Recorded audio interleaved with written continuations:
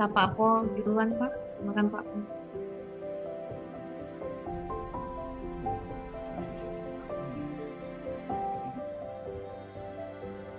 Untuk yang pertama, kriteria sebagai seorang pemimpin yang ideal dan kredibel, yaitu yang pertama, dia harus mempunyai integritas, yaitu dia mempunyai personel manajemen yang bagus, dengan moral dan etika yang bisa dipertanggungjawabkan dan memberikan teladan.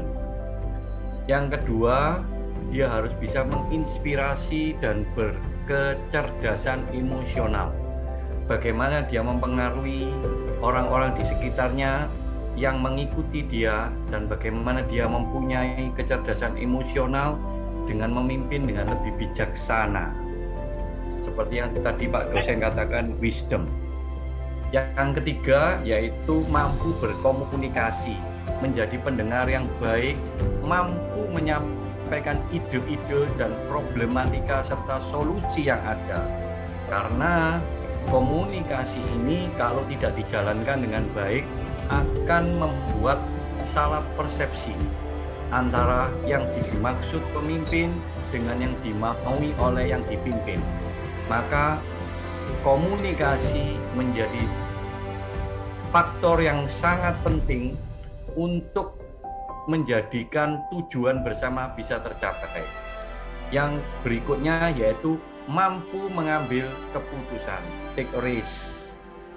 Kita tahu bersama bahwa tidak mungkin seorang pemimpin itu mampu menyenangkan semua pihak. Karena itu selalu setiap ambil keputusan ada yang merasa disenangkan dan ada juga sebagian yang merasa dikorbankan. Tetapi itulah seorang pemimpin, dia harus mampu dan berani mengambil keputusan dengan kapabilitas yang dia miliki.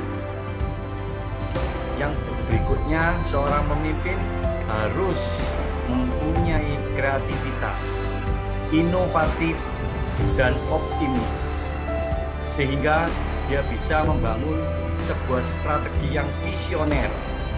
Karena itu seorang pemimpin harus bisa membuat kebijakan-kebijakan dengan situasi yang ada, dengan kreativitas dan inovasi, sehingga bukan menjadi menyalahkan faktor keadaan, tapi dia bisa membangun solusi kreatif, inovatif, dan pada akhirnya optimis yang bisa terbangun di antara semuanya.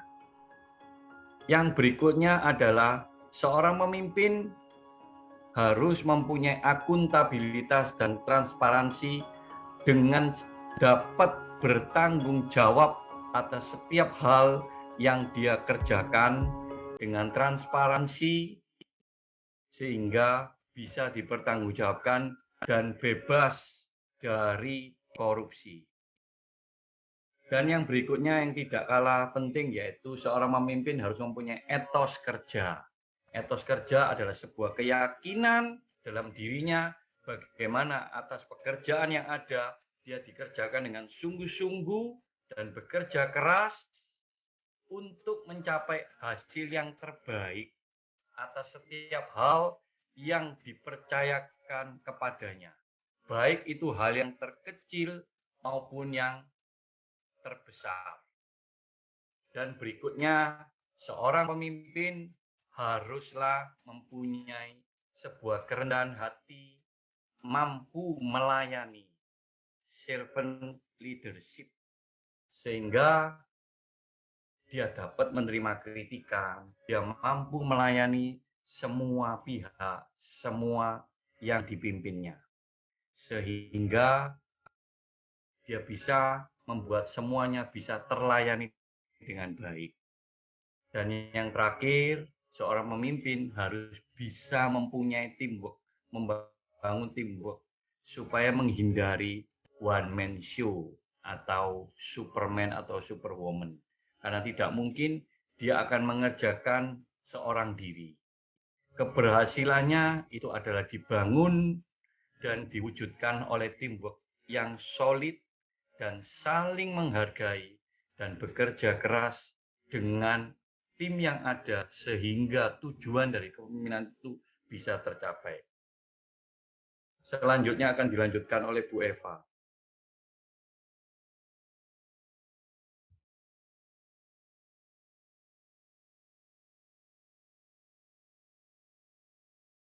Baiklah, akan saya lanjutkan.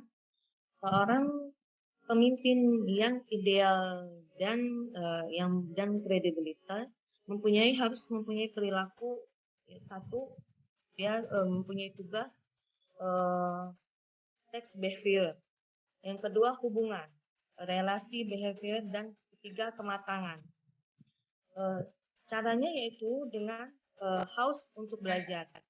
Jadi seorang pemimpin itu harus selalu untuk belajar hal-hal yang baru, yang baik, dan semuanya harus membuka pemikiran, open minded. Jadi tidak bisa seorang pemimpin itu hanya memikirkan untuk kepentingan dirinya sendiri. Yang kedua, melihat dari segala perspektif yang berbeda, dari sudut pandang yang berbeda, agar semua kebijakan yang dibuatnya itu bisa mencapai semua lini yang dituju. Yang ketiga, belajar dari setiap pengalaman. Karena setiap pengalaman itu akan mengajarkan sesuatu yang lebih baik dan lebih baik apabila seorang itu mau belajar. Kemudian, konsisten dalam memperluas jaringan kerja.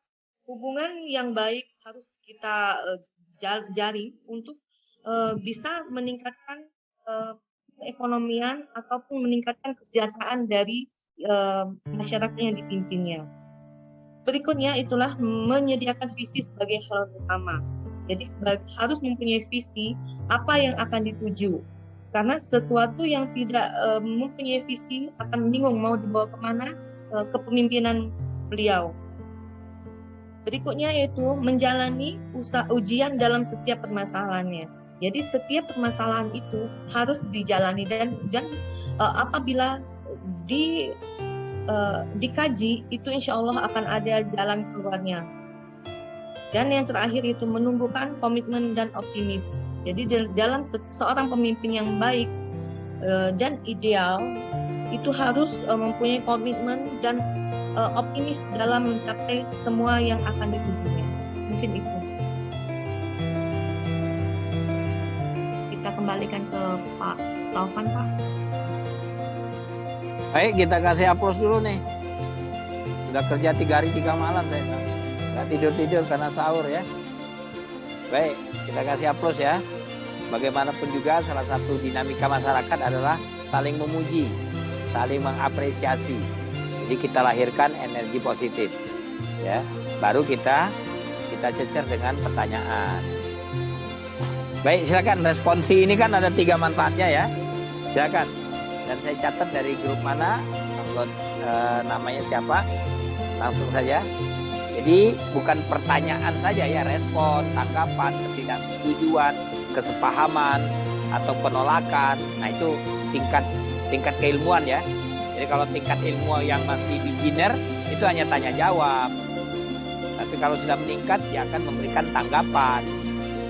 Atau yang lebih tinggi lagi, analisis, evaluasi, ketidaksetujuan. Baik, silakan ya. Jadi respon, saya sebut saja respon ya, bukan tanya jawab ya. Silakan langsung. Terutama yang belum pernah mengemukakan ya. Jangannya lo lagi. Ilmu itu harus merata, dosen harus membangun sebuah ruang agar semua orang bicara. Ini kan kebebasan berekspresi. Nah kalau peluang berekspresinya tidak dimanfaatkan, baru saya menunjuk. Silakan. Yang belum pernah bicara nih. Kita katanya demokrasi. Disuruh ngomong. Silakan. Kelompok yang belum memberikan respon.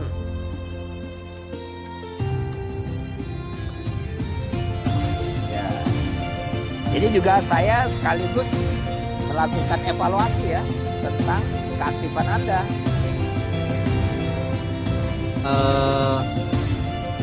apa sebenarnya kriteria utama yang harus dimiliki oleh seorang pemimpin, dan bagaimana melihat kriteria itu. Utamanya kita melihat pemimpin itu di beberapa sektor. Anggaplah kayak di sektor-sektor publik, di pemerintahan ataupun di sektor privat yang swasta. Mungkin ada beberapa kriteria mungkin berbeda, Bu ya. Mungkin dari teman-teman juga bisa mendiskusikan dari di kehidupan sehari-hari kita bisa melihat pemimpin. Karena kita biasa juga melihat pemimpin kan beda-beda ininya. Namanya manusia mungkin ada hal tidak mungkin semua orang sama, ada beberapa karakter yang berbeda. Tetapi pada umumnya ada beberapa karakteristik yang dimiliki begitu. Mungkin mohon tanggapannya dari kelompok penyaji. Tangkap poinnya, Bu. Baik, Pak. Saya coba ya, Pak ya. Seperti yang kita bicarakan tadi, kriteria pemimpin yang ideal dan kredibel itu mungkin secara dalam masyarakat untuk mencari sesuatu yang ideal dan kredibel itu sulit, karena mencari ideal pun sulit. Tapi itu seorang pemimpin harus berusaha. Salah satunya itu mempunyai integritas. Dia mempunyai moral dan etika yang baik. Terus dia menginspirasi dan berkecerdasan emosional yang baik, mampu berkomunikasi, mampu mengambil keputusan, dan mampu mengambil semua apa yang diberikan feedback dari bawahan, dan apa yang inovatif, kreatif, yang akan dikerjakan. Artinya visioner strateginya. Dan yang terakhir dia harus bertanggung jawab.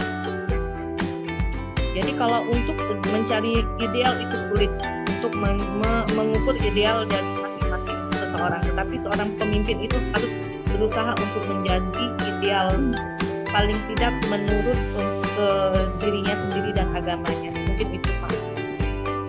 Oke, saya menambahkan sedikit bahwa yang kami sajikan dan kami sampaikan tadi adalah kriteria sebuah pemimpin atau seorang pemimpin yang ideal yang tadi sudah kita sampaikan bersama.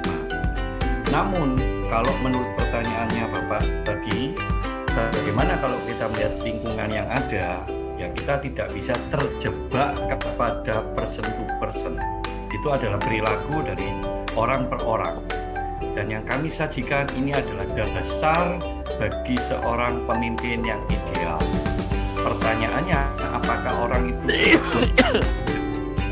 pemimpin ideal?